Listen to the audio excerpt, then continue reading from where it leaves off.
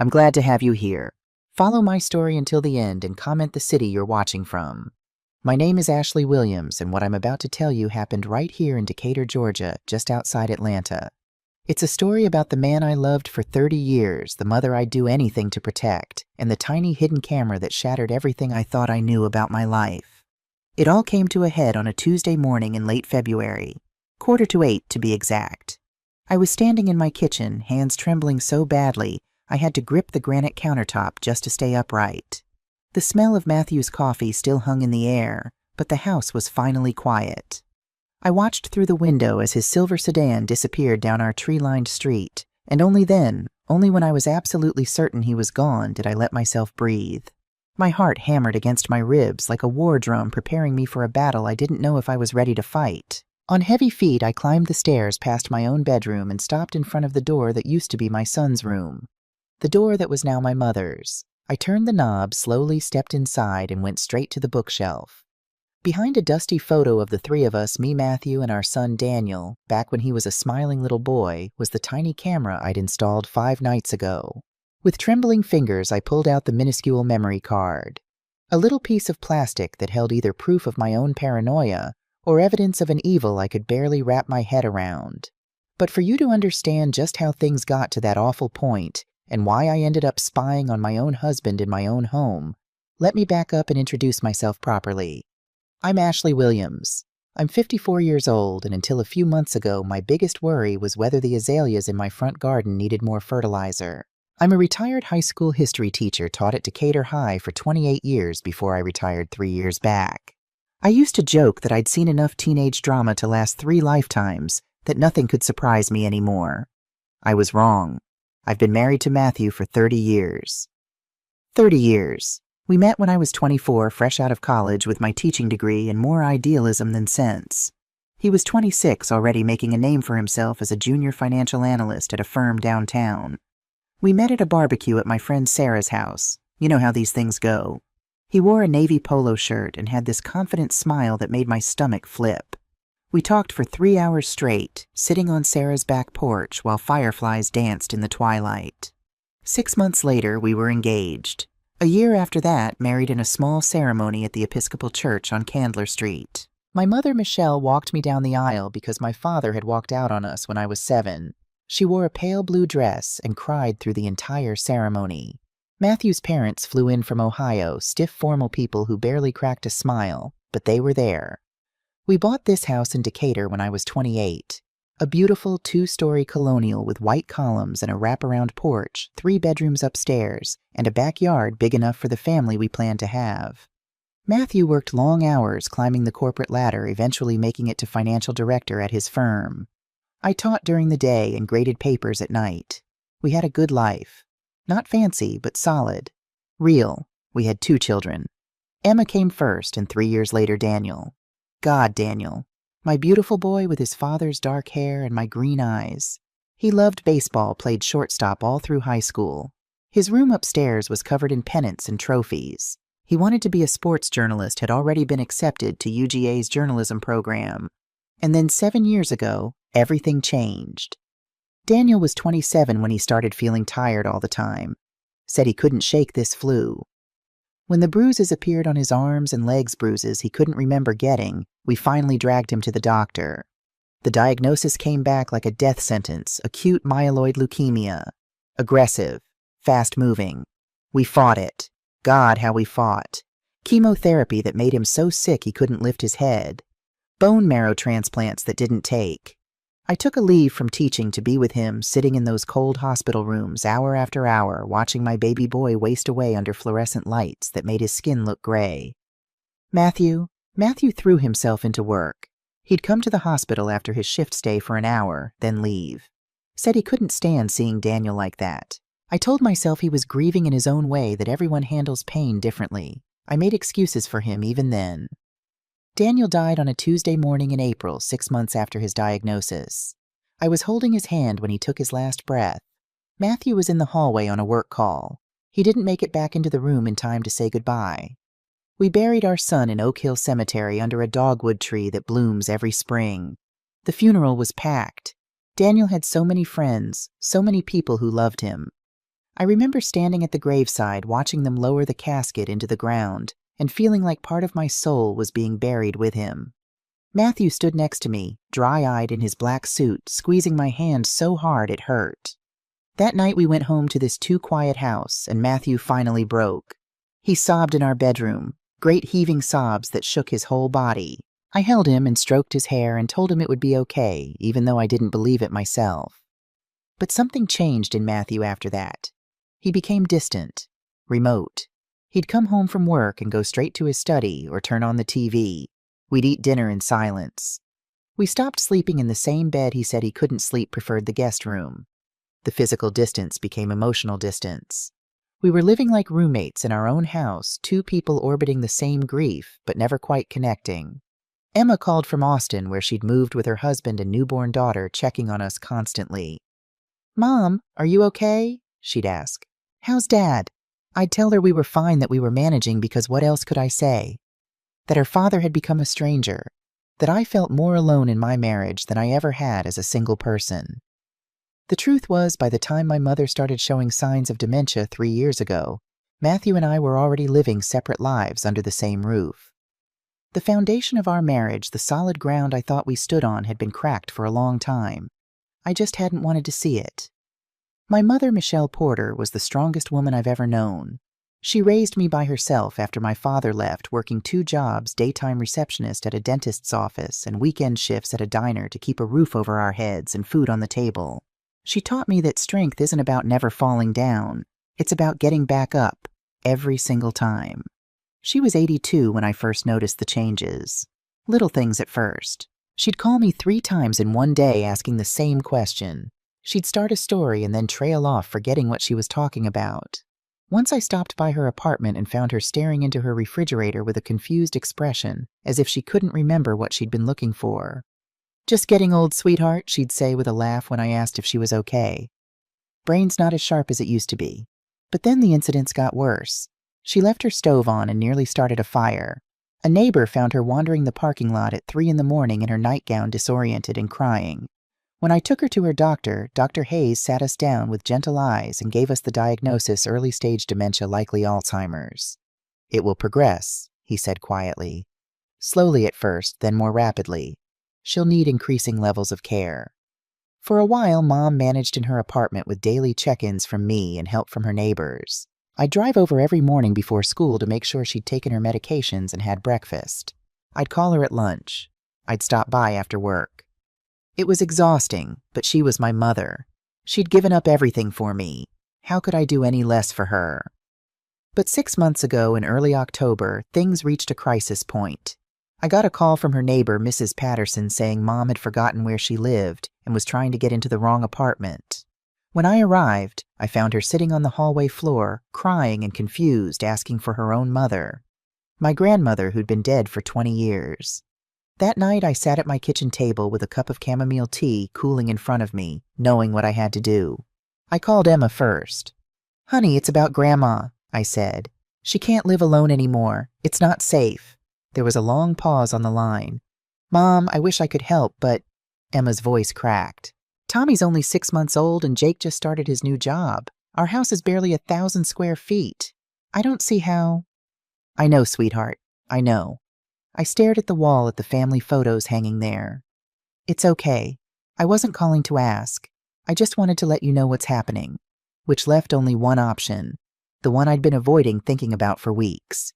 I had to ask Matthew. I waited until after dinner. Matthew had eaten his pot roast in silence, scrolling through something on his tablet while I pushed food around my plate. When he stood up to take his dishes to the sink, I finally spoke. "Matthew, I need to talk to you about Mom." He stopped his back to me. "What about her?" "It's getting to be too much for her to be alone. She's getting worse. I think—" I swallowed hard. "I think she needs to come live with us." He turned around slowly, and the expression on his face made my stomach drop. It wasn't surprise or concern. It was calculation. He leaned against the counter, arms crossed over his chest. "And you want her to move in here?" It wasn't a question. It was a statement, flat and cold. "She's my mother, Matthew. I can't just put her in a home. Not yet. She's still lucid most of the time. She just needs someone to I know what she needs, Ashley. He set his plate down with a sharp click. An elderly person with dementia changes everything, the whole dynamic of a house, our routine, our privacy, our peace and quiet. I know it's not ideal, but not ideal. He laughed, but there was no humor in it. Ashley, I warned you years ago that we needed to think about this possibility. I told you we should look into facilities plan ahead, but you kept saying not yet, not yet. Well, now yet is here. The way he said it, like Mom was some problem I'd failed to handle properly, made anger flare hot in my chest. But I swallowed it down. I needed him to say yes. I'll handle everything, I said quickly. I'm retired, so I have the time. You won't have to do anything. I'll be the one taking care of her. Managing her medications, her appointments, everything. It won't affect your life at all. Matthew stared at me for a long moment. The kitchen clock ticked loudly in the silence. Finally, he sighed a long, tired sound that made me feel like a burden he was choosing to bear. All right, he said. She can come, but on one condition. I weighted my heart in my throat. He stepped closer, and when he spoke, his voice was firm. You have to be the primary caregiver. I've got my job, my commitments at the golf club, my responsibilities. I can't be here around the clock on call. The responsibility has to be entirely on you. Do you understand? Relief washed over me so powerfully I almost cried. I nodded rapidly. Yes, of course. Thank you, Matthew. Thank you so much. You have no idea what this means to me. He nodded curtly and left the kitchen. I heard his footsteps on the stairs, then the sound of his study door closing. I sat alone in that kitchen in the house that suddenly felt too big and too empty, and I told myself I was grateful. He'd said yes. That was what mattered. I didn't let myself think about the coldness in his voice, or the way he'd made me feel like I was asking for an enormous favor instead of discussing my mother's care. I didn't let myself wonder why my husband's first instinct was to set boundaries instead of offering support. I should have. God, I should have. Mom moved in the second week of October. Emma flew in from Austin to help with the transition, and together we transformed Daniel's old room into a space for Mom. That was the hardest part, clearing out Daniel's things. His baseball trophies still lined the shelves. His Braves pennant still hung on the wall. I found an old t-shirt of his in the closet, and when I pressed it to my face, it still smelled faintly of his cologne. I sat on the floor of that closet and cried for 20 minutes while Emma rubbed my back and cried with me.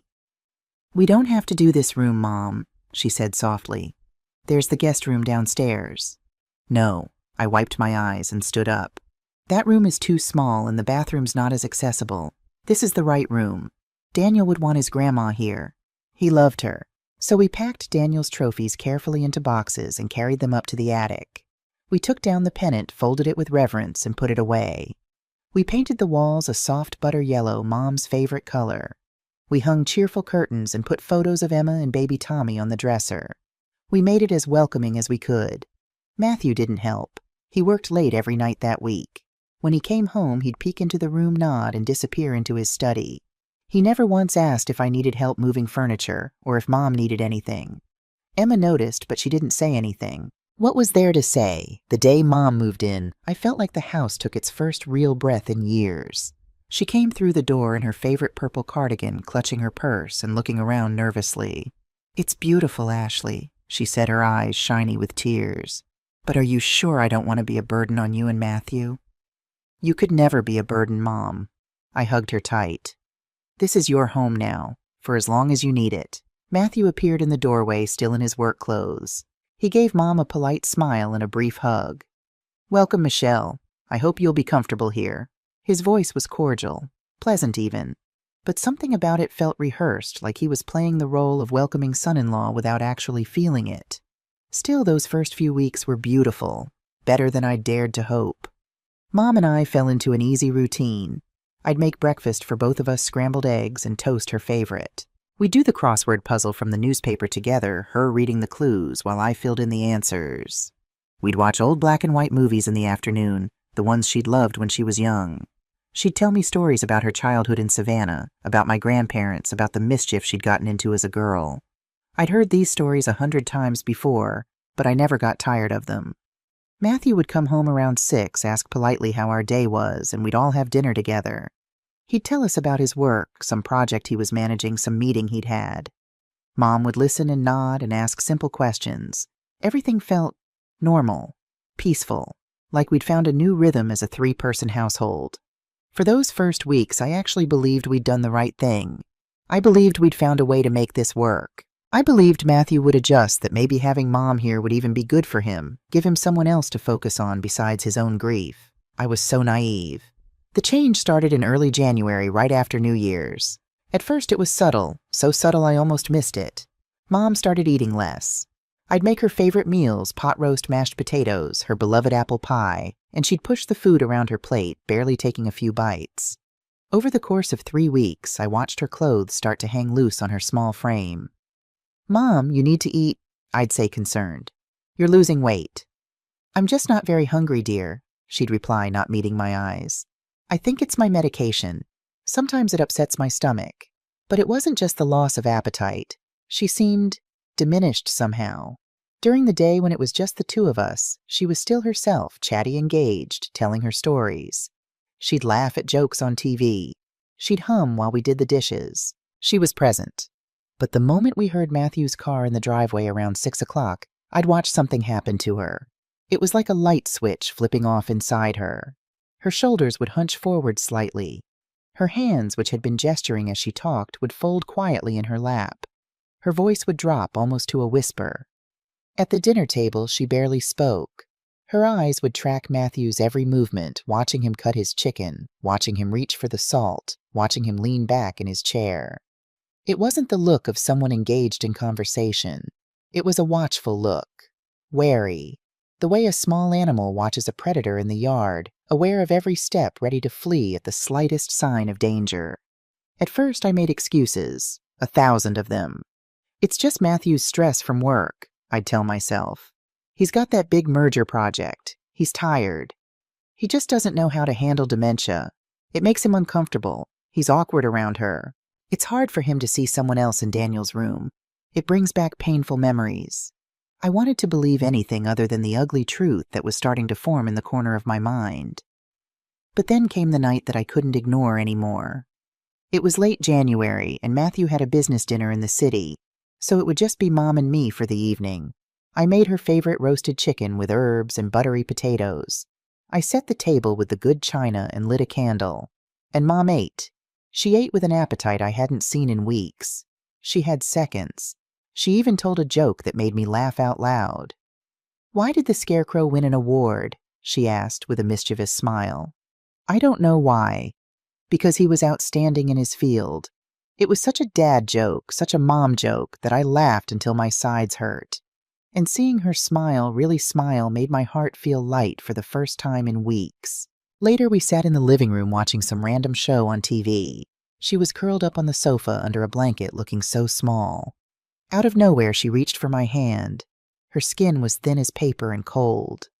"Ashley, honey," she started, her voice barely above a whisper.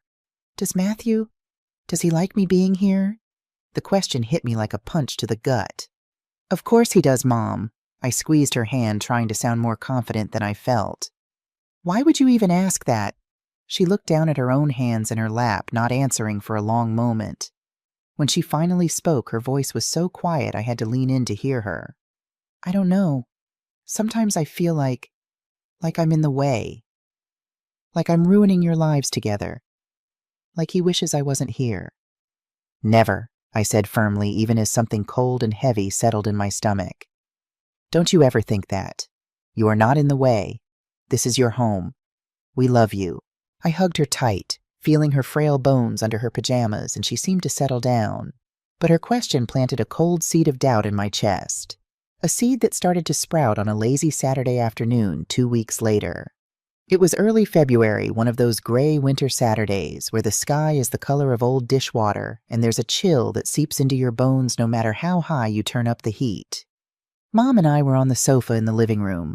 I was reading a novel I'd been trying to finish for weeks, and she was knitting or trying to.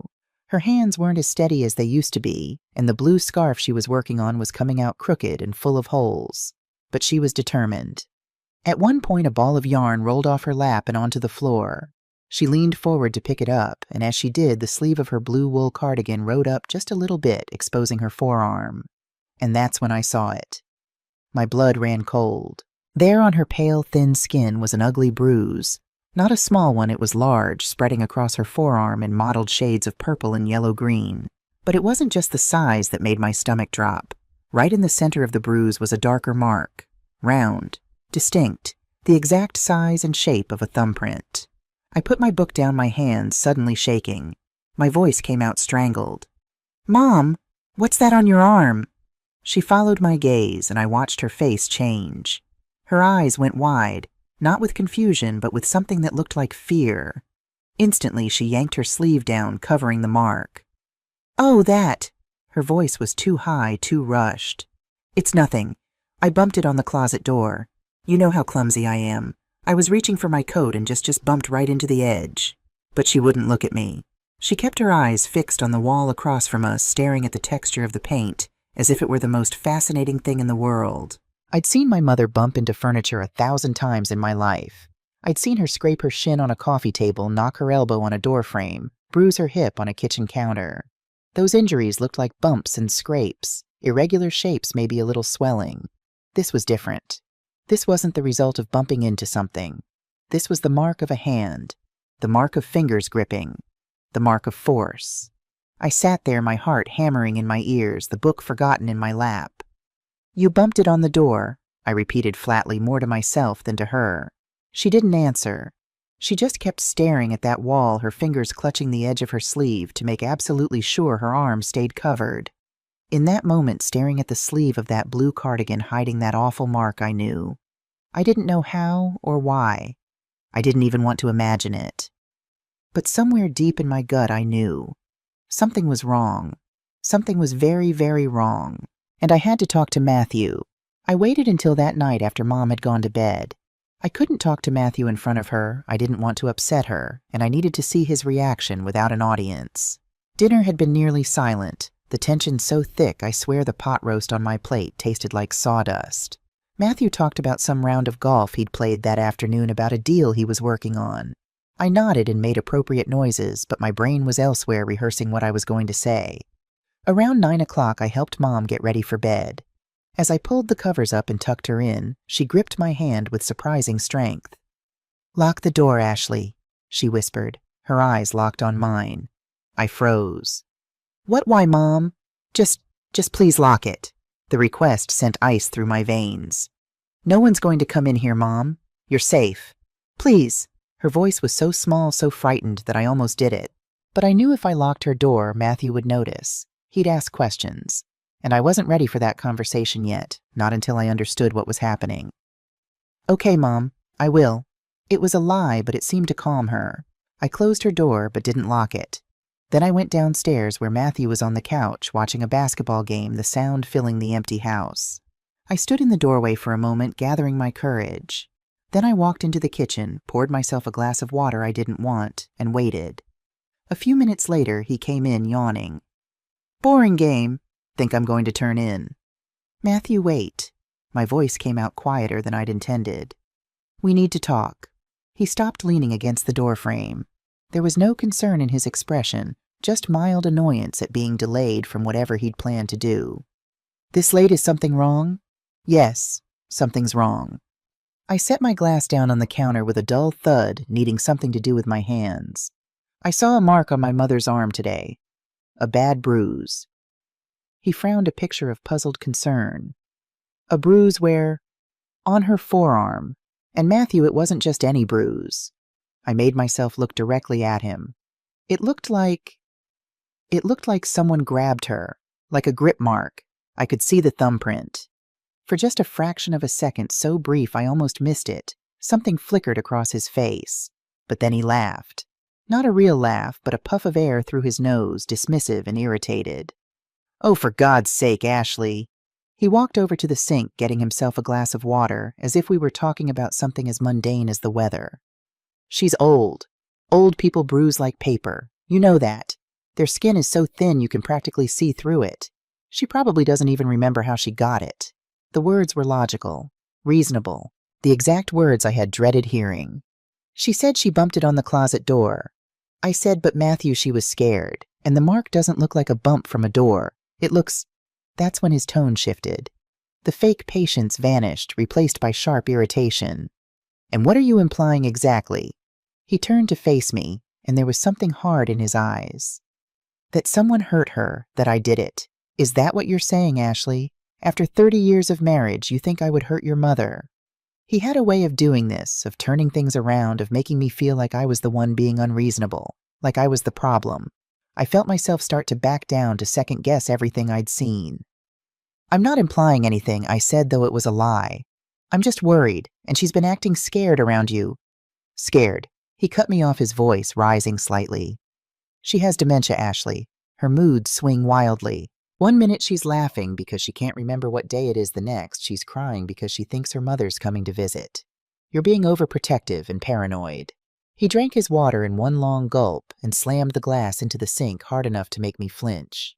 Is this what it's going to be like now? Every little scrape, every little purple spot is going to turn into an investigation. I warned you this would change our lives, Ashley. I told you having her here would be difficult. But I didn't think you'd start accusing me of abuse just because an old woman bruises easily. Matthew, I'm not accusing. I'm going to bed. He pushed past me, his shoulder brushing mine hard enough to make me stumble slightly. And I suggest you stop looking for trouble where there isn't any. He walked out, leaving me standing alone under the harsh fluorescent kitchen lights. I felt small, stupid. Was he right? Was I being paranoid? My mother did bruise easily. She did have dementia. Maybe I was seeing monsters in shadows because I was stressed and worried and grief-stricken over my son and my failing marriage. I went to bed that night feeling guilty and confused, lying next to my husband, and feeling more alone than I'd ever felt in my life. But the seed of suspicion once planted doesn't die easily. And in the weeks that followed, it only grew. The bruise on Mom's arm faded slowly over the next week, going from purple to green to yellow before finally disappearing. But Mom herself didn't fade back to normal. If anything, she got worse. She started essentially exiling herself to her room whenever Matthew was home. She'd eat breakfast and lunch with me, chatty and engaged. But the moment we heard his car in the driveway at 6 o'clock, she'd vanish. I'd bring her dinner up on a tray, and she'd only come back downstairs after she heard his study door close for the night. One evening, I knocked on her door around 7:30. Mom, don't you want to come watch TV with us? There was a long pause before she answered. I'm tired, honey. I think I'll just stay up here and rest.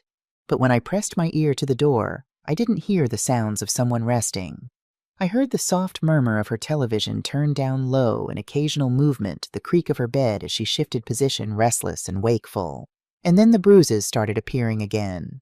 The second one I noticed was on her wrist, half hidden under the sleeve of her long-sleeved blouse. I only saw it when I was helping her change for bed, and she pulled her arm back so quickly I almost didn't register what I'd seen. Mom, wait. It's nothing, Ashley. She yanked her sleeve down. I'm just clumsy. You know that. But I'd seen it. Another purple mark smaller than the first, but unmistakable. The third bruise I saw completely by accident.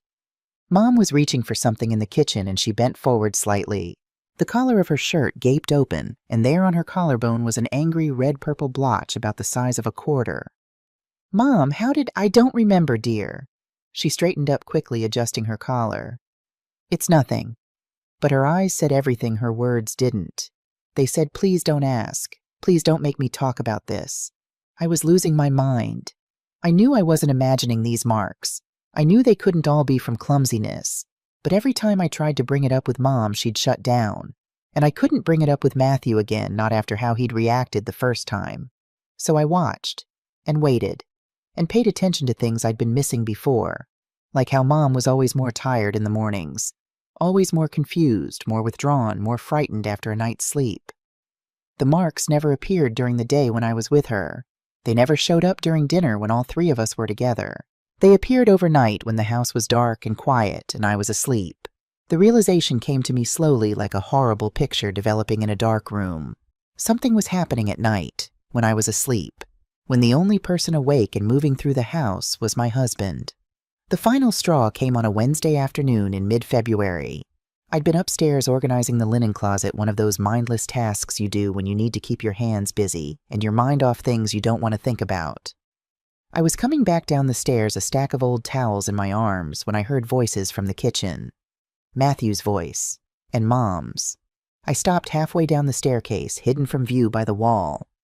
Matthew had come home early. His car must have been so quiet I hadn't heard it. And now he was in the kitchen with my mother, and his voice. His voice was different. It was low and sharp, with an edge to it I'd never heard before. It was the tone of voice you'd use to scold a misbehaving dog. Cold, controlled, cruel. I couldn't make out the words he was speaking too quietly, but I heard the tone. And I heard my mother's response, a weak, almost inaudible murmur. My heart started pounding. I took a step down, making the staircase creak. Instantly, Matthew's voice changed, like someone had flipped a switch. "Oh, there it is, Michelle." His voice was suddenly loud, warm, cheerful. "I was just helping your mom find the sugar, honey." I came around the corner into the kitchen. Matthew was standing by the counter holding the sugar bowl, a smile on his face that didn't come anywhere near his eyes. Mom was on the other side of the room, hunched over her hands, gripping the edge of the counter as if she needed it for support. Her eyes were fixed on the floor. She looked like a child who'd been caught doing something wrong and was waiting for punishment. "Found it," Matthew said brightly, setting the sugar bowl down. He crossed to me and kissed my forehead. His lips felt cold. "Long day. I'm going to go take a shower before dinner." He walked past me and up the stairs, whistling. I stood there in the kitchen, the late afternoon sun casting long shadows across the floor, and I couldn't move. That fake cheerfulness. That sudden switch from the cold, cruel voice I'd heard to the bright, normal husband voice. It was like watching an actor's mask slip for just a split second, revealing the monster underneath. And that's when another piece of the puzzle clicked into place.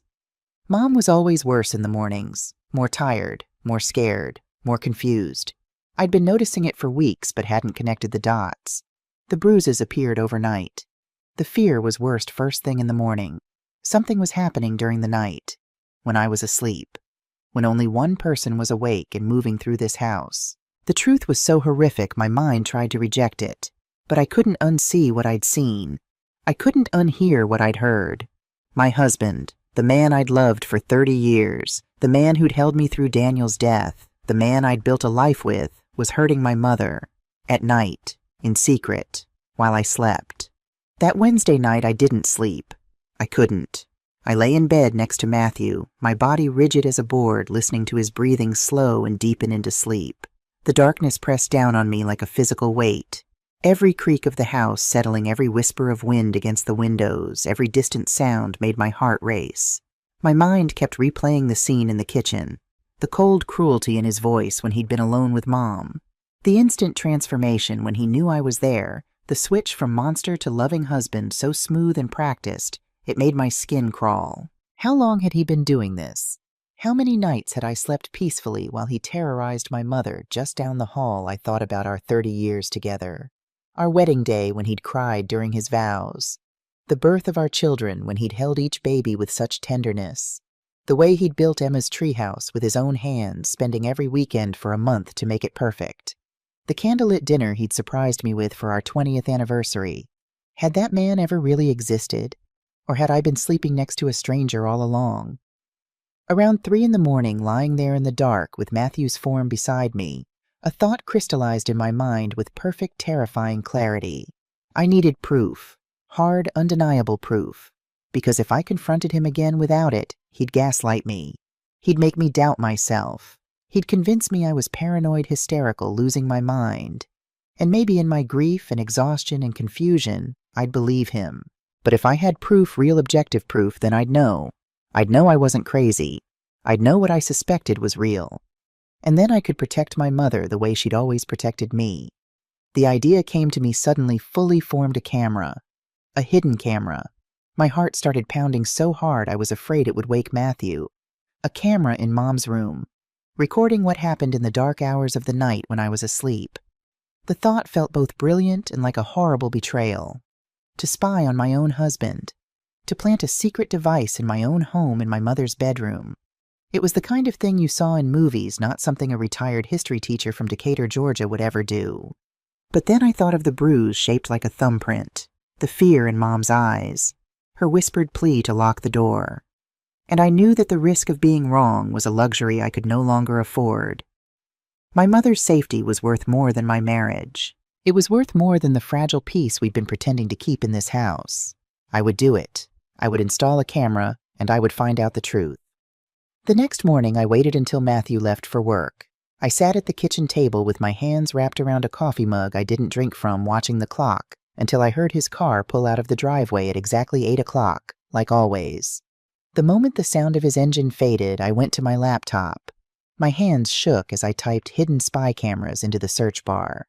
Hundreds of results popped up. Apparently, I wasn't the first person who needed to secretly record something in their own home. The thought should have been comforting, but instead it made me feel sick. I scrolled through pages of options, my stomach churning.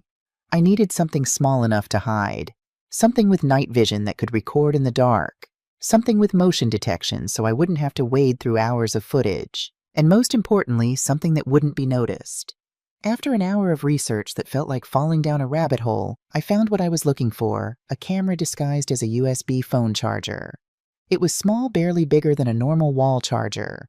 It had infrared night vision. It recorded to a micro SD card when it detected motion, and it cost $180. $180, the price of truth, but I couldn't use our joint credit card. Matthew checked our statements, regularly managed our finances. He'd see the charge, ask questions. I couldn't risk it. I grabbed my purse and drove to our bank. The teller, a young woman named Jessica, who'd helped us dozens of times, smiled when she saw me. "Mrs. Williams, how are you today?" "Fine, thank you." I slid my withdrawal slip across the counter. "I need to withdraw $200 in cash from my personal account, please."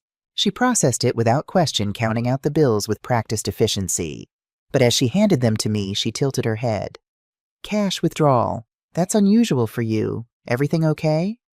"Oh, yes." I forced a smile that felt like it might crack my face. There's a garage sale this weekend. Thought I'd bring cash for it." The lie came so easily it scared me. I drove 45 minutes to an electronics store on the other side of town, in a strip mall I'd never been to before. I needed to go somewhere no one would recognize me, where I could buy what I needed anonymously. The store was one of those discount places with fluorescent lights that buzzed and aisles crammed with cheap gadgets. I found the security camera section and located the model I'd researched. There were 3 left on the shelf. I grabbed one and took it to the counter. The teenager working the register barely looked at me. He had earbuds in and was scrolling on his phone between customers. He scanned the box I paid in cash, and he shoved the receipt in the bag toward me without a word. To him, I was just another old lady buying some random gadget. He had no idea I was buying evidence. He had no idea I was buying a weapon to use against my own husband. The small box sat in my purse all day like it weighed 100 pounds. I couldn't stop thinking about it. Mom and I went through our normal routine breakfast, the crossword puzzle, watching an old Cary Grant movie, but I was somewhere else entirely. My mind was on that box, on what I was planning to do on the point of no return I was about to cross. That evening, I made meatloaf for dinner. Matthew came home right at 6, like clockwork. We ate together, the 3 of us making stiff conversation about nothing. Matthew talked about some project at work. I nodded and made appropriate sounds. Mom ate 3 bites and pushed the rest around her plate. After dinner, Matthew went to watch television in the living room. I cleaned up the kitchen, my hands shaking so badly I nearly dropped a plate. When I finished, I found Mom in her room, sitting on the edge of her bed. "Mom," I said, my voice coming out too bright, too false. "I need to straighten up your bookshelf. Some of those books are getting dusty." She started to stand.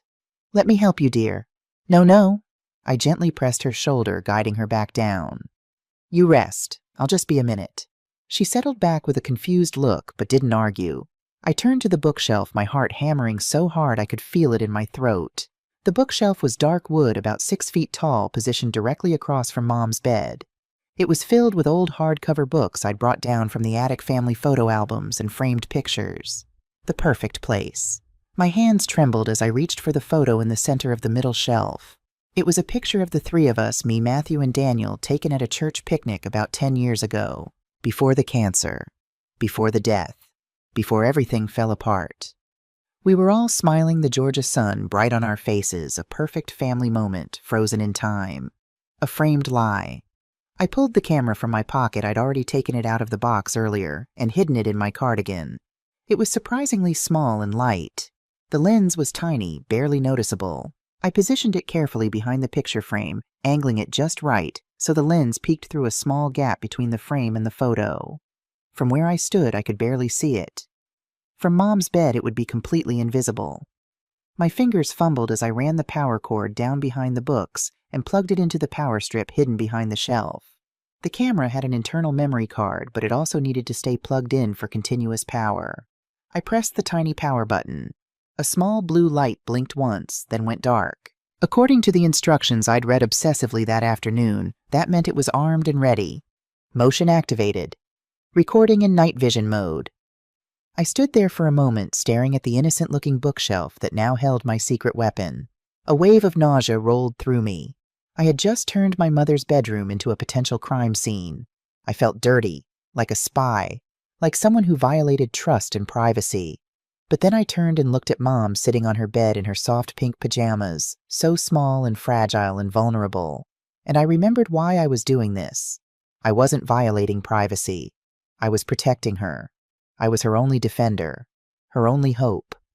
"All done, Mom," I managed to smile. "The books look much better now." She smiled back, trusting and innocent. "You're such a good daughter, Ashley. Always taking care of me." I kissed her forehead, breathing in her lavender soap smell. "I love you, Mom. Sleep well, okay?" "I love you too, sweetheart." I left her room and closed the door gently behind me. Then I stood in the hallway for a long moment, one hand against the wall trying to steady myself. There was no turning back now. I went to bed that night at 10:30, same as always. Matthew was already there, reading something on his tablet. I changed into my pajamas in the bathroom, brushed my teeth, and climbed under the covers beside him. "Night," he said, not looking up from his screen. "Night," I replied. He turned off his tablet and his bedside lamp. I turned off mine. The room fell into darkness. And I lay there, every nerve ending on high alert, pretending to sleep. I tried to keep my breathing even and slow the way it would be if I were actually asleep. I kept my body relaxed, even though every muscle wanted to tense. I listened to Matthew's breathing gradually slow and deepen beside me. 10 o'clock became 11. 11 became midnight. I was starting to think nothing would happen. Maybe I'd been wrong. Maybe I was paranoid after all. Maybe I just wasted $180 and violated my own ethics for nothing. But then at 12:47 in the morning, I heard it. The soft creak of the floorboard right outside our bedroom door. My heart stopped. I didn't dare breathe. I kept my eyes closed, kept my body perfectly still. The sound came again. Matthew's weight shifting. He was getting out of bed. I felt the mattress dip and rise as he moved, heard the whisper of his feet on the carpet. The nearly silent click of our bedroom doorknob turning. He was leaving our room. Every instinct screamed at me to open my eyes, to sit up, to demand to know where he was going. But I forced myself to stay still, to keep breathing slowly, to pretend I was fast asleep. I heard our bedroom door close with the softest click. Then, after a pause that felt like an eternity, I heard another sound that turned my blood to ice. The sound of Mom's bedroom door opening. Down the hall, in the darkness, my husband was entering my mother's room. I lay there in the pitch black, paralyzed, my heart pounding so violently I was sure it could be heard through the walls. I didn't know what was happening in that room. I couldn't see. I couldn't hear anything but the roar of blood in my ears. But I knew with soul-crushing certainty that the camera was recording everything. Time became meaningless.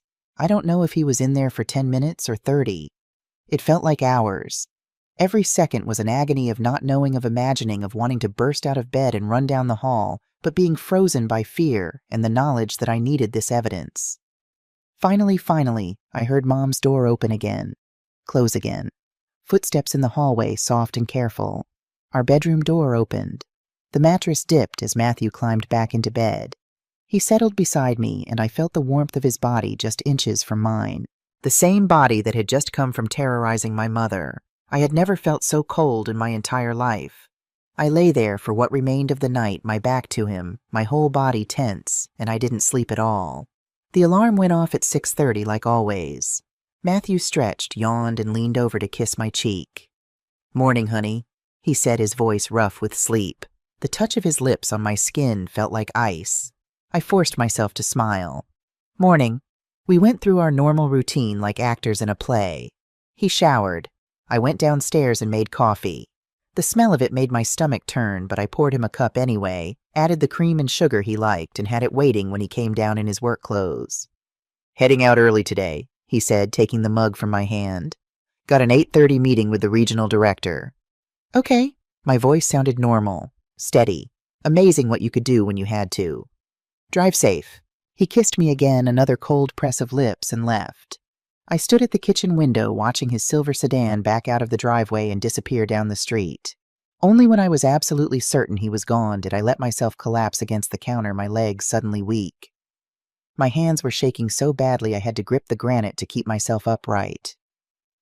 I took one deep breath, then another, then a third. "You can do this, Ashley," I whispered to myself. "You have to know." I scribbled a quick note for Mom, "Running errands, be back soon," and left it on the kitchen table. Then I climbed the stairs on trembling legs. I slipped into Mom's room. She was still sleeping, her breathing heavy and troubled. I went straight to the bookshelf, moved the picture frame, and with fingers that felt numb and clumsy, removed the tiny SD card from the camera. I held it in the palm of my hand, a minuscule piece of black plastic. Pandora's box. Once I looked at what was on this card, I couldn't unsee it. Everything would change. But I'd already made my choice. I went to my small home office, closed and locked the door, and inserted the card into my laptop. The file folder opened. There was one video file time-stamped 12:47 a.m. My cursor hovered over it. My hand on the mouse was shaking so badly the cursor danced across the screen. I double-clicked. The video player opened and my screen filled with the grainy greenish black and white image of Mom's room in night vision. It looked ghostly unreal, like footage from a horror movie. I could see the bed, Mom's small form under the covers. The door was in the top left corner of the frame. For a moment, nothing happened, just the quiet sound of her breathing, slightly raspy through the laptop speakers. Then the doorknob turned. Slowly, silently. The door opened and Matthew's silhouette filled the frame. My stomach twisted into a knot so tight I thought I might be sick. He closed the door behind him with a soft click. Stood there for a second, just looking at the bed. Then he moved closer, his movements deliberate and unhurried. He leaned over her and shook her shoulder. Not gently, it was a rough, violent jolt. "Michelle, wake up." His voice on the recording was a whisper, but it was a harsh whisper full of venom. Mom stirred, startled, and tried to sit up. Her voice was confused, frightened. "Matthew, what is it? Lie down." He snarled the words, and he shoved her back against the pillows. Her frail body gave no resistance at all. I watched frozen in horror as my husband, the man I'd slept beside for 30 years, began to speak to my mother in a voice I'd never heard before, a voice dripping with cruelty and contempt. "You think this is a hotel?" he hissed. "You think you can just come here and ruin my life, ruin my peace? I have no quiet in this house anymore because of you. No peace, no privacy, nothing." Mom started to cry. Silent, choked sobs that shattered my heart into a million pieces. "You're a burden, Michelle." He continued, his voice cold and precise as a knife. "A useless, pathetic burden. Ashley doesn't see it. She's blind, but I see it. I see you sucking the life out of us. Our money, our time, our happiness, everything." I had my hand clamped over my mouth, trying not to make a sound, but tears were streaming down my face.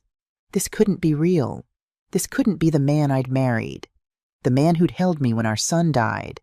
The man who'd promised to love and cherish me. Then he did something that made all the air leave my lungs.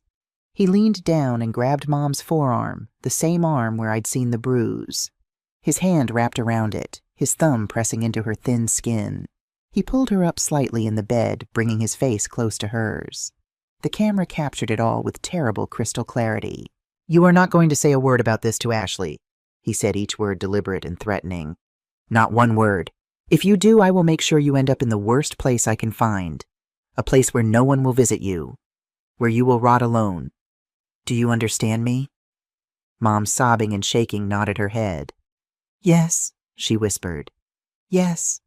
"Good." He shoved her back down onto the bed, hard. Her head hit the headboard with a dull thud that made me flinch.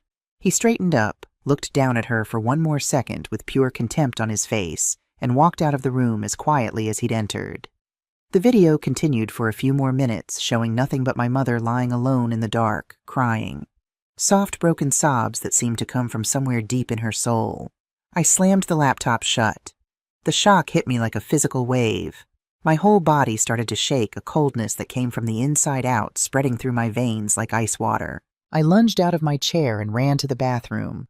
I fell to my knees in front of the toilet and wrenched my body, trying to purge the horror of what I'd just witnessed.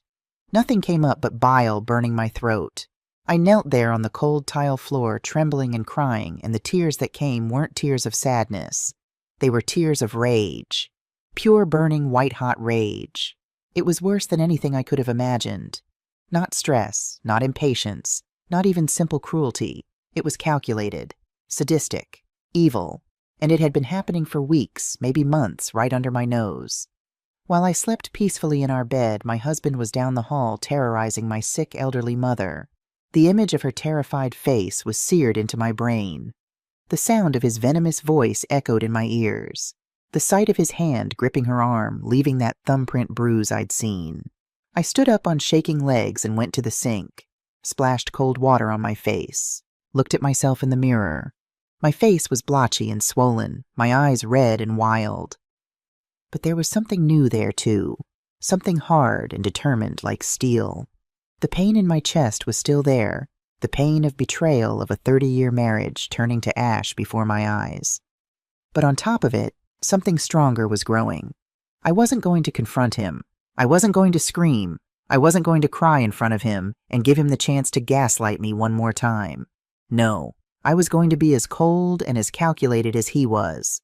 I was going to build a case, piece by piece, video by video. I was going to build his cage. I put the memory card back in the camera that same morning, my hands steadier now that I had a plan. Tonight it would record again, and the night after that, and the one after that. I wasn't just going to prove what he was doing. I was going to document a pattern, build an unassailable case. He thought he had all the power hidden in the darkness. He had no idea the darkness now had eyes. From that day on, my life became a stage play, and I was the lead actress in a performance about a happy marriage. The script was simple: smile, be pleasant, pretend everything is fine. But behind the curtain in the backstage of my mind, I was building something. The second night's recording was almost identical to the first. Matthew entered Mom's room at 12:51 a.m. The same cruel words, the same threats. This time he didn't touch her, but he stood over her bed and told her she was starting to smell old, that the whole house stank because of her. I saved the video in a password-protected folder on my computer. I named the folder Evidence. The third night he came in and saw a glass of water on her nightstand. He picked it up and threw it against the wall. The sound of the glass shattering on the video made me jump. Mom let out a small, terrified cry. "Learn to clean up after yourself, you useless old woman," he snarled before walking out. In the morning when I went to wake Mom, I found the broken glass on the carpet. "Oh my God, Mom, what happened?" I asked, feigning surprise even though I already knew. She shook her head, trembling. I must have knocked it over in the night." I cleaned up the shards of glass, each piece, feeling like a stab in my own heart. The fourth night he pinched her. On the video, I watched his hand dart out like a snake, squeezing the skin on her upper arm viciously. She whimpered in pain. The next morning, there was a new purple mark exactly where I'd seen him grab her. And then came the fifth night. The night that changed everything. I watched the fifth night's recording with my heart in my throat. Matthew entered Mom's room like always at 12:53 a.m., but this time he had something in his hand. 2 small white pills. He shook Mom awake roughly. She stirred groggy and disoriented. What is that?" she mumbled, squinting at his hand. "Your sleeping medicine," he said, his voice falsely calm. But Ashley already gave me my medicine before bed." The false calm vanished instantly. His voice turned sharp and threatening. "You'll take what I give you. Open your mouth." She hesitated, turning her face away. He grabbed her by the chin, forcing her head back against the pillow. "I said open your mouth." With his other hand, he shoved the 2 pills into her mouth. I could see her body flinch, gagging. He grabbed the water glass from her nightstand and forced it to her lips. "Swallow. All of it." She swallowed, coughing and sputtering. He let go of her roughly. "That'll keep you quiet," he said, "so you don't cause me any trouble." Then he left, closing the door behind him. I sat frozen in front of my laptop screen, my mind racing. What were those pills? Were they sleeping pills or something else? Suddenly everything made sense. Mom's grogginess in the mornings, her confusion, the fact that she sometimes could barely get out of bed for breakfast. I'd attributed it to her dementia getting worse, but it wasn't that at all. He was drugging her. He was keeping her sedated so she'd be docile during the day. Less of a problem. Less likely to tell me what was happening. This wasn't just cruelty anymore. This was dangerous. He could overdose her. He could kill her. My hands were shaking as I saved the video. That was it. That was the last piece I needed. I couldn't do this alone anymore. Collecting videos wasn't enough. This had gone beyond my ability to handle. This wasn't a marriage problem. This was a crime. A crime happening every night just feet from where I slept. I had to get help. Real help. I picked up my phone and searched for family law attorneys in Atlanta. The first name that came up had excellent reviews, Sarah Johnson Johnson Law Offices. I dialed the number, my heart pounding. A professional voice answered. Johnson Law Offices, how may I help you? My voice came out steady, clear, determined. My name is Ashley Williams. I need to make an urgent appointment with Ms. Johnson. It's about my mother and my husband. Of course, Mrs. Williams. We have an opening tomorrow morning at 10. Does that work? Yes, thank you. I'll be there. I hung up and sat back in my chair. Tomorrow, everything would change. Tomorrow, I'd stop being a detective and become something else. A warrior. Sarah Johnson's office was in downtown Atlanta in one of those tall glass buildings that reflected the morning sun like a mirror. I'd told Matthew I was meeting an old friend from my teaching days for coffee. The lie came easily now I was getting good at pretending.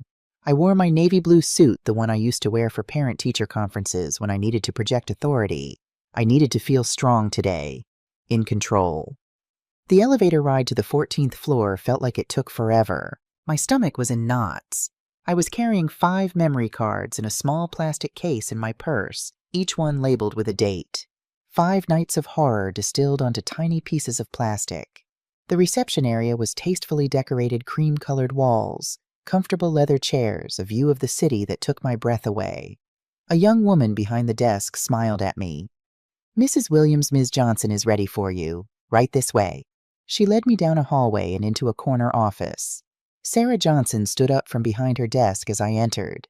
She was a woman in her early 40s, African-American with intelligent dark eyes and an air of competence that radiated from her like heat. Mrs. Williams. She extended her hand and her grip was firm and warm. Please have a seat. My assistant said this was urgent. How can I help you? I sat down in one of the chairs across from her desk.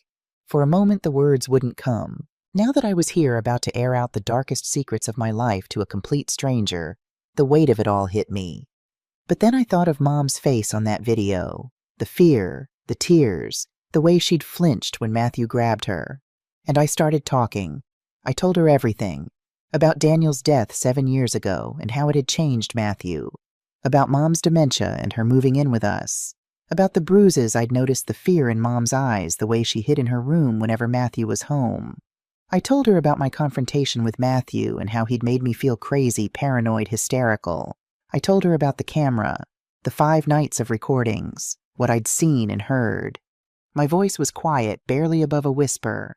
I felt ashamed somehow, as if the failure of my marriage and the abuse happening in my home were my fault. As if I should have known, should have seen it sooner, should have done something to prevent it. Sarah listened without interrupting, taking occasional notes on a legal pad. Her expression remained neutral and professional, but I could see something shifting in her eyes as I talked, a sharpening of focus, a tightening of her jaw. When I finished, she looked at me for a long moment. Ashley, she said, her tone calm and steady. Do you have proof, anything beyond your observations and suspicions? This was the moment I'd been waiting for. I opened my purse and took out the small plastic case containing the 5 memory cards. I placed it on her polished desk between us. Yes, I said, and my voice was stronger now. I have 5 nights of recordings. Her expression changed. The professional neutrality was replaced by something else, an intense seriousness that made me sit up straighter. You installed a camera? She asked. Yes, in my mother's room, with night vision. He doesn't know. She pulled a laptop from her desk drawer and opened it. May I? I nodded, my mouth too dry to speak. Sarah inserted the first memory card, the one from the first night, the one with the explicit threat. The video began to play on her laptop screen. I'd watched this video multiple times already, but seeing it again, watching Sarah watch it, made my stomach clench all over again. The grainy night vision footage. Mom sleeping peacefully. Then Matthew's silhouette entering the room. I watched Sarah's face as the video played. At first, her expression remained controlled, professional. But as Matthew's voice came through the speakers, "You think you can just come here and ruin my life?" I saw her lips press into a thin line. When he grabbed Mom's chin and threatened her, "I will make sure you end up in the worst place I can find." A flash of pure anger crossed Sarah's face. She watched the entire video in silence. When it ended, she removed the memory card and inserted the last one, the one with the pills. She watched as Matthew forced the medication down Mom's throat, watched as he grabbed her by the chin, shoving the pills into her mouth while she gagged and cried, watched as he threatened her one more time before leaving her alone in the dark. When the video ended, Sarah slowly closed her laptop. The silence in the office was heavy. Finally, she looked up at me, and her voice was ice cold with controlled fury. "Ashley," she said, "what your husband is doing isn't just a marital issue. This has a name. It's called elder abuse, and it's a felony." Hearing those words from a legal professional, someone who knew the law, who'd seen cases like this before, validated everything. I wasn't imagining it. I wasn't paranoid. It was real, and it was criminal. "Coercion, battery, unlawful administration of medication," Sarah continued. "We're talking about multiple criminal charges here." My hands were shaking. What do I do now? Do I go to the police?" Sarah leaned forward, her expression shifting into strategy mode. "Not yet. The videos are powerful evidence, but his defense will try to discredit them. They'll claim you doctored them, that they're taken out of context. They'll say he was just giving prescribed medication that you didn't know about." "But we need one more piece," she said firmly. "The most important piece. We need an official medical report documenting the injuries. And if possible, we need your mother's testimony." My heart sank. "But she's so scared. She lies to me to protect him, or maybe to protect herself. She won't talk." "She'll talk to the right person in the right setting." Sarah's voice was confident. "She needs to feel completely safe, and we need a medical professional to document everything, the injuries, her state of mind, her testimony. Do you trust her family doctor?" "Dr. Hayes," I said immediately. "He's been her doctor for over 20 years. He delivered Emma. He was there when Daniel was sick. He's a good man." "Perfect." Sarah opened a notepad and started writing. "Here's what we're going to do. Tomorrow morning, you're going to call Dr. Hayes' office. Tell them your mother had a small fall and you want him to check her over as a precaution. Okay? Once you're in the exam room alone with him and your mother, you tell him everything. Everything you told me. And then you let Dr. Hayes do his job. He'll examine her, document every bruise, every mark. He'll talk to her. In a medical setting away from your husband with you by her side, she might feel safe enough to tell the truth." Sarah looked at me intently. "And if she does, Dr. Hayes' report becomes our cornerstone. Medical evidence that corroborates your videos. Once we have that, we go to the police." I left her office an hour later with a plan. A clear, actionable plan. I wasn't alone in this anymore. I had an ally. A professional who believed me and knew how to fight. For the first time in weeks, I felt something other than fear and despair. I felt hope. The next morning after Matthew left for work, I called Dr. Hayes' office. "Decatur Family Medicine, this is Jennifer speaking." "Hi, Jennifer. This is Ashley Williams. I need to make an appointment for my mother, Michelle Porter, as soon as possible." "Of course, is everything all right?" I forced my voice to stay calm. "She had a small stumble yesterday. Nothing serious, but I'd like Dr. Hayes to look her over, just to be safe." "Let me check his schedule. We have an opening at 10:30 this morning. Would that work?" "Perfect. Thank you so much." I hung up and went to find Mom. She was in her room, sitting in the armchair by the window, staring out at the bare trees in our backyard. "Mom, we're going to see Dr. Hayes this morning." She turned to me, and I saw fear flash across her face. "Why, I'm fine, Ashley. I don't need a doctor." "I know you feel fine, Mom." I sat down on the edge of her bed, keeping my voice gentle. "But I want him to check your blood pressure, make sure everything's okay. Please just do this for me." She studied my face for a long moment, and I had the unsettling feeling that she knew or sensed that this wasn't just a routine checkup. that something bigger was happening. Finally, she sighed. All right, dear, if you insist. The drive to Dr. Hayes's office was silent. I gripped the steering wheel tightly, running through what I was going to say, how I was going to explain it. Mom sat in the passenger seat, her hands folded in her lap, staring out the window. The clinic was familiar. I'd been bringing family members here for decades. The same beige waiting room with its magazines and children's toys. The same antiseptic smell. The same soft music playing from hidden speakers. Jennifer checked us in, and a nurse led us back to an exam room almost immediately. She took Mom's blood pressure, temperature, and weight, making small talk the whole time. Dr. Hayes will be right in, she said with a smile, and then the door closed, leaving us alone. Mom sat on the exam table, her feet dangling, barely touching the floor. I sat in the plastic chair beside her. My heart was pounding so hard I could feel it in my throat. In a few minutes, that door would open, and I would have to speak. I would have to shatter my mother's fragile peace and force her to confront the horror she'd been enduring. I would have to be strong enough for both of us. There was a soft knock, and then Dr. Hayes entered. He was in his mid-60s with kind eyes behind wire-rimmed glasses and gray hair that was thinning on top. He'd been our family doctor since Emma was born. Michelle Ashley, good morning. He smiled warmly. So I hear we had a little fall. Mom opened her mouth to respond, probably to repeat the lie I'd told on the phone, but I couldn't let her. Not this time. Dr. Hayes, I said, and my voice came out stronger than I felt. Actually, it wasn't a fall. He stopped looking at his chart, then at me, his eyebrows furrowed with concern. No, what happened then? I took a deep breath. This was it, the point of no return. I need to show you something, I said, and I need to tell you a story. But please, you have to promise you'll listen to all of it. The seriousness in my voice made him close the chart. He pulled over the small rolling stool and sat down, giving me his full attention. Ashley, you have my full attention. I told him everything. About Mom moving in, about the changes in her behavior, the fear, the isolation, about the bruises I'd noticed, about Matthew's reaction when I confronted him, how he'd made me feel like I was losing my mind. I told him about the camera, about the 5 nights of recordings, about what I'd seen, the verbal abuse, the physical intimidation, the threats, about the pills Matthew had forced down Mom's throat. As I spoke, I kept my eyes on Mom. She sat completely still, her head bowed, silent tears streaming down her wrinkled cheeks. She wasn't denying anything. She was crying because the truth, her terrible secret, was finally being spoken aloud. When I finished, a profound silence filled the small exam room. Dr. Hayes looked pale. He glanced from me to Mom and back to me, his professional composure cracking. My God, Ashley, he whispered. He stood up and walked to the door. For a horrible moment, I thought he was going to leave, going to tell us he couldn't help. But instead, he locked the door, a soft click that sounded like a vault sealing shut.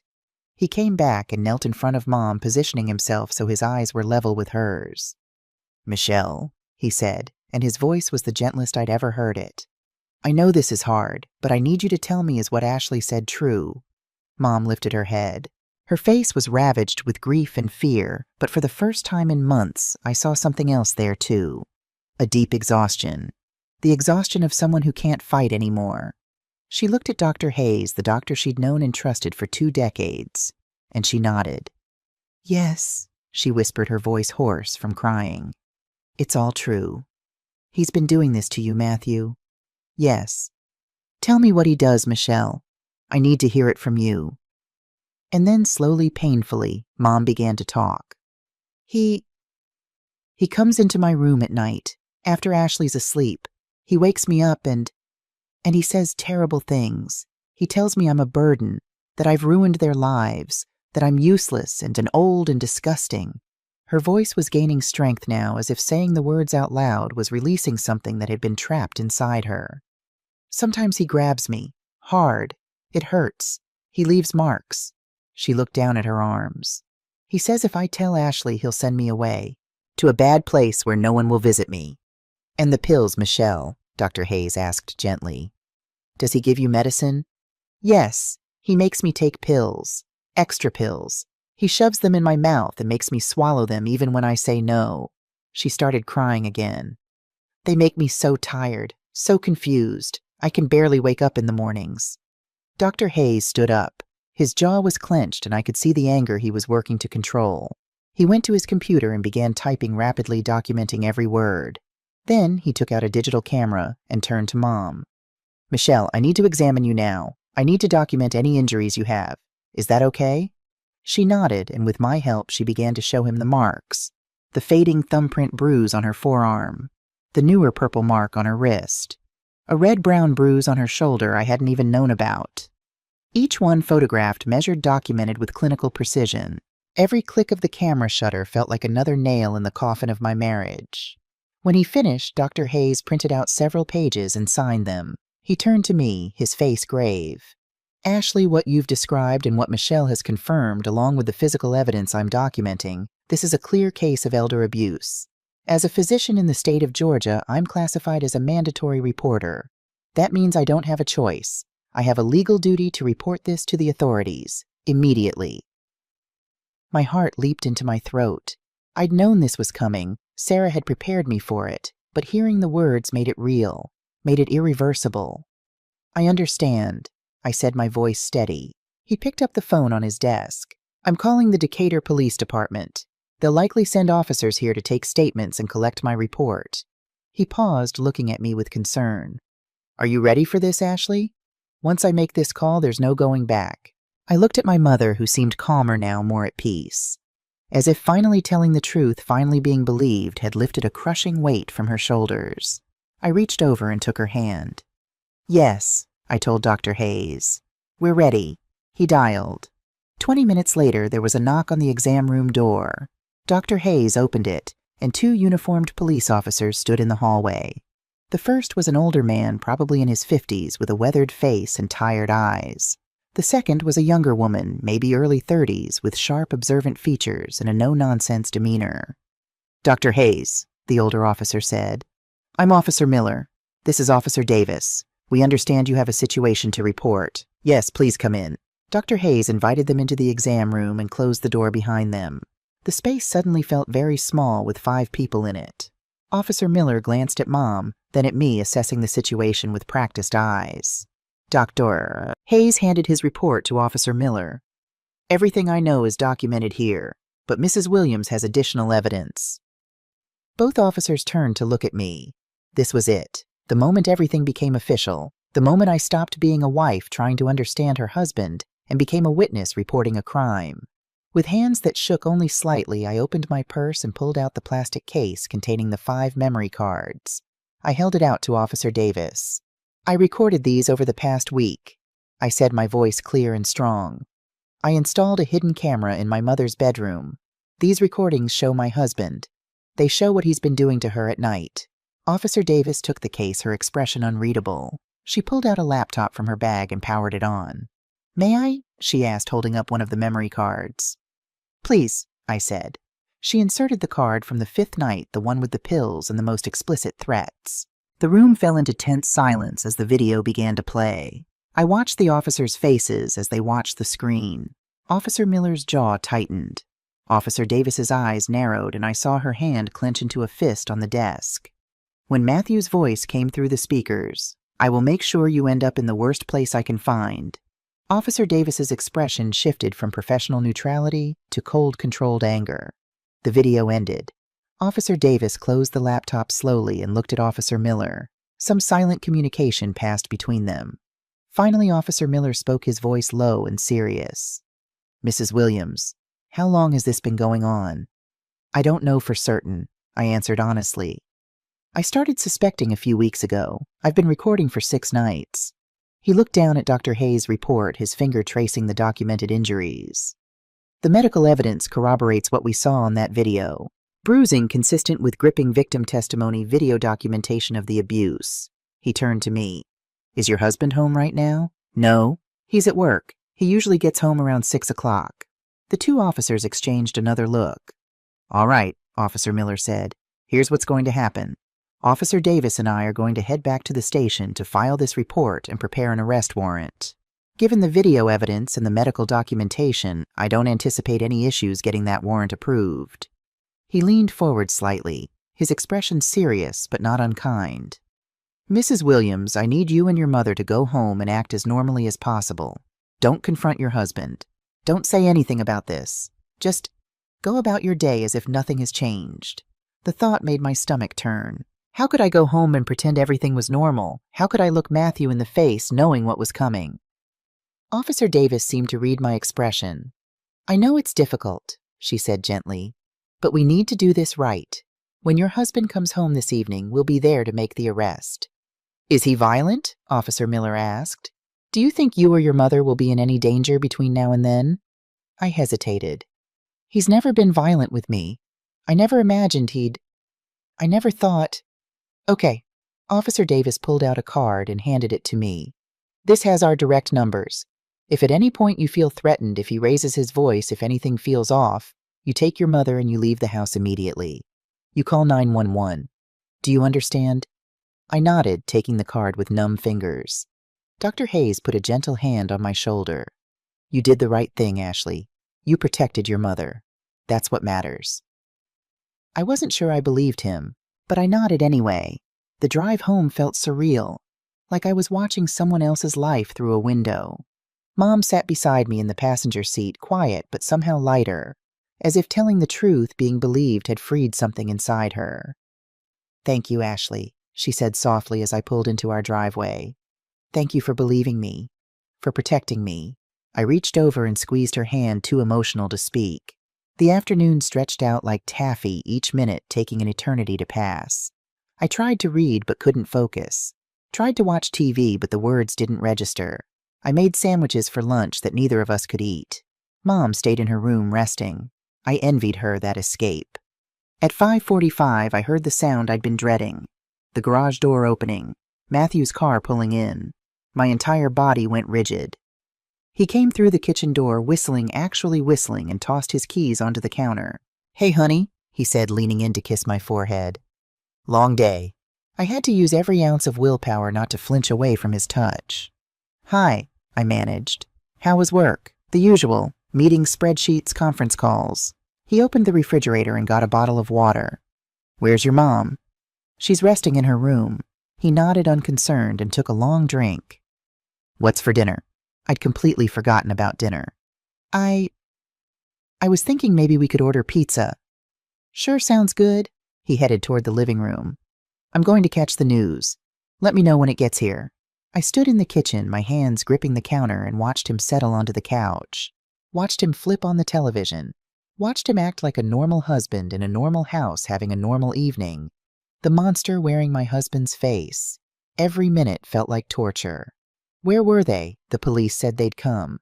It was past 6 now. Had something gone wrong? Had they changed their minds? At 6:23, there was a knock at the door. Not a friendly knock, a firm official knock. Matthew frowned and stood up. Are you expecting someone? No, I said, my heart in my throat. He walked to the front door and opened it. Officer Miller and Officer Davis stood on our porch under the yellow glow of the porch light. Matthew Williams, Officer Miller asked. Matthew looked confused. Yes. Can I help you, officers? Mr. Williams, we're here to place you under arrest for felony elder abuse. The world seemed to stop for a second. Matthew's face went through a rapid series of expressions, confusion, disbelief, then something that might have been fear. What? He laughed, but it sounded forced. Elder abuse. This is a mistake. There must be some kind of mistake. There's no mistake, sir, Officer Davis said, her voice cold and professional. Turn around and place your hands behind your back, please. This is ridiculous. His voice rose. I haven't done anything. This is because of her mother, isn't it? She's got dementia. She makes things up. She's confused. Sir, we've seen the video recordings, Officer Miller said firmly. Those words hit Matthew like a physical blow. All the color drained from his face. His eyes went wide and he turned to look at me, standing in the doorway to the living room. In that moment, I saw understanding dawn, and with it a flash of pure rage. Ashley, he said, his voice low and dangerous. What did you do? I forced myself to stand straight to meet his eyes. I protected my mother, like I should have done from the start. You recorded me. His voice was rising now, tinged with panic. You put cameras in our house. You spied on me. Mr. Williams, you need to turn around now. Officer Davis said, her hand moving to her belt where her handcuffs hung. Matthew took a step back into the house. "This is insane, Ashley, tell them. Tell them this is a misunderstanding." "Sir, don't make this harder," Officer Miller warned, but I couldn't stay silent. Not anymore. "I saw what you did to her, Matthew," I said, and my voice didn't waver. "I saw you terrorize her, hurt her, force medication down her throat. I saw all of it." His face twisted with anger and something else, maybe desperation. "She's a burden. You don't see it, but she's ruining our lives, our marriage. Everything we had, I said quietly, died when you decided to abuse a sick elderly woman instead of being a decent human being. Turn around, Mr. Williams. Now." Officer Davis's voice left no room for argument. Finally, Matthew seemed to deflate. The fight went out of him all at once. He turned around and put his hands behind his back, his shoulders slumped in defeat. Officer Davis pulled out her handcuffs. The sound of them clicking closed around Matthew's wrists was the loudest sound I'd ever heard. Final. Irreversible. "Matthew Williams, you're under arrest for felony elder abuse," Officer Miller said, beginning to read him his Miranda rights. "You have the right to remain silent." They led him outside toward the police car parked at our curb, its lights casting red and blue shadows across our quiet suburban street. I stood in the doorway, watching. Before they put him in the car, Matthew turned and looked at me one last time. There was no anger in his eyes anymore, just emptiness. Cold, desolate emptiness. The door closed. The car pulled away, lights flashing silently into the darkness. I stood there for a long moment, unable to move. Then I closed the front door and leaned against it, my body finally giving in to the shaking that had been building all day. It was over. The nightmare was over. I heard footsteps on the stairs and looked up to see Mom standing there in her robe, her hand on the banister. She'd heard everything. Our eyes met across the hallway. Neither of us said a word. I walked to her, and we met at the bottom of the stairs. I wrapped my arms around her fragile body, and she held me tight. And there in the quiet house, mother and daughter finally cried together. Not from fear, not from sadness, from relief. Matthew spent the night in jail. The next afternoon, I received a call from Officer Davis. He'd been released on bail, but with strict conditions of full restraining order. He was forbidden from coming within 500 feet of me or my mother. He was absolutely forbidden from returning to our home. A friend of his, someone from his golf club whose name I barely recognized, came by to pick up some of his belongings. I'd packed everything into cardboard boxes and left them on the front porch. I didn't want to see him. I didn't want to talk to anyone who might try to defend him or make excuses. The first thing I did was call a locksmith. Every lock in the house was changed by that evening. The second thing I did was call Sarah Johnson. "I want to file for divorce," I told her, immediately. "I'll have the papers ready by tomorrow," she said. Signing those divorce papers felt strange. A single stroke of my pen undoing 30 years of history. But there was no hesitation. No doubt. The man I'd loved no longer existed if he ever truly had. The house without Matthew was quiet, but it was a different kind of quiet. It was peaceful. I took down his pictures from the walls, packed them away in boxes that went into the back of the attic. I needed to erase his presence to reclaim this space as ours, mine, and Mom's. Emma flew in from Austin as soon as she heard. She was shocked, devastated, angry, a whirlwind of emotions. But mostly she was there for her grandmother. "I'm so sorry, Grandma," Emma said, hugging Mom tight. "I'm so sorry I wasn't here to protect you." "You're here now, sweetheart," Mom said, patting her cheek. "That's what matters." The trial was set for 7 months later. 7 months of lawyers' meetings, depositions, and a constant low-grade anxiety that became my new normal. I met with the prosecutor assigned to the case, a woman named Diane Foster, with a reputation for being relentless in the courtroom, especially in cases involving vulnerable victims. "Mrs. Williams," she said when we first met, looking me straight in the eye, "I've seen the videos. We are going to get justice for your mother. I promise you that." Her confidence gave me strength I didn't know I had. 7 months passed in a blur. Mom's dementia progressed slowly but steadily. There were good days and bad days, but the fear that had haunted her for months was finally gone. Then, on a crisp September morning, the day of the trial arrived. I wore my navy suit again, my armor. I helped Mom into a pretty floral dress and cardigan. Emma wore a simple black dress. The three of us looked like soldiers preparing for battle.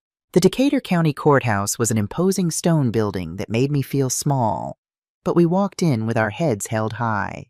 Inside the courtroom, I saw Matthew for the first time since his arrest. He was thinner, his suit hanging loose on his frame. Dark circles shadowed his eyes. When our eyes met for a brief second, I felt nothing. No love, no hate. Just a distant acknowledgement that this man was once my husband, and now he was a stranger. "All rise," the bailiff called.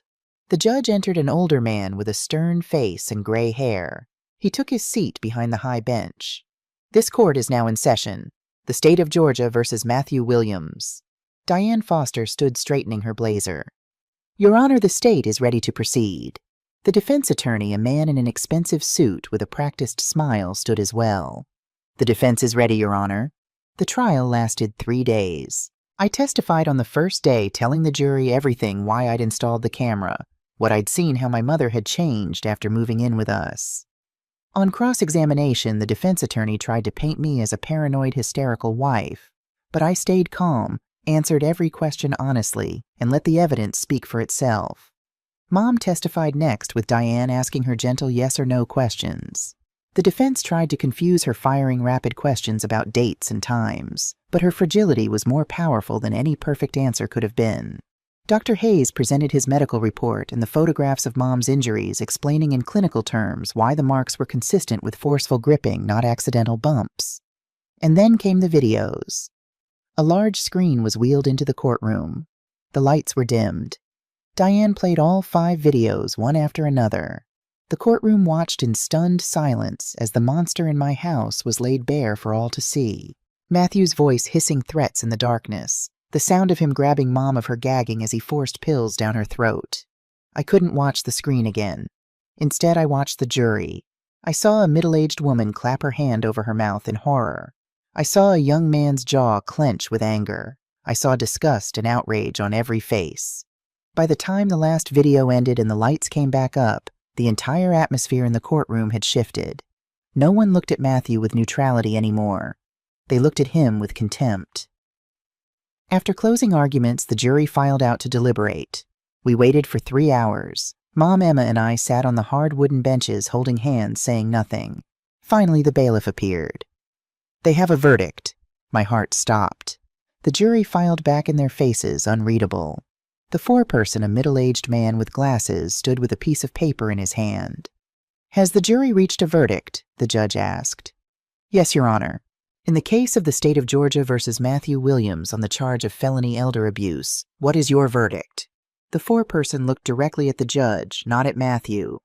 "On the charge of felony elder abuse, we the jury find the defendant." The pause felt like an eternity. "Guilty." The word guilty echoed through the courtroom like a bell.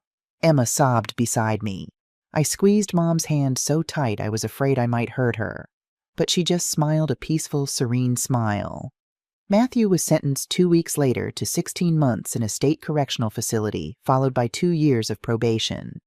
While he served his time, our divorce was finalized. The house was mine. Life after the trial was strange. The immediate danger was gone, but the wreckage remained. Mom's dementia continued to progress. For a year, things were actually better. The therapy helped, the safety of our home helped, Emma's frequent visits helped, but eventually the disease won. She started getting lost in our own house. She'd forget where she was, who I was. She needed 24-hour care that I, heartbroken, though I was to admit it, could no longer provide alone. With Emma's help, I found a beautiful assisted living facility with gardens and kind nurses and activities every day. The day Mom moved in, we both cried. But she seemed content, safe. I visited her every single day. Mom passed away 2 years ago, peacefully in her sleep. I was holding her hand. She'd been gone from us mentally for a while by then, but in those final moments, I'd like to think she knew she was loved. Today, I'm 61 years old. I live alone in this house that was once full of laughter, then pain, and now quiet peace. Matthew was released from prison over 3 years ago. I heard through the grapevine that he moved upstate lives reclusively. He lost his job, his friends, his family. He lost everything he'd tried to protect with his cruelty. Sometimes late at night, I sit on the back porch and think about those 30 years. Were the signs always there? Or did Daniel's death break something in him so fundamentally that a monster was released? I'll never know. But what I've learned is this evil doesn't come with horns and a pitchfork. It comes with a familiar smile, with logical excuses, with the face of someone you love. I've learned that you must always listen to that small voice inside that says something is wrong. And I've learned the hardest way possible that protecting a vulnerable person is worth infinitely more than keeping the peace, avoiding confrontation, or saving the appearance of a happy marriage. Real strength isn't enduring pain silently. It's having the courage to turn on a light in the darkest of places.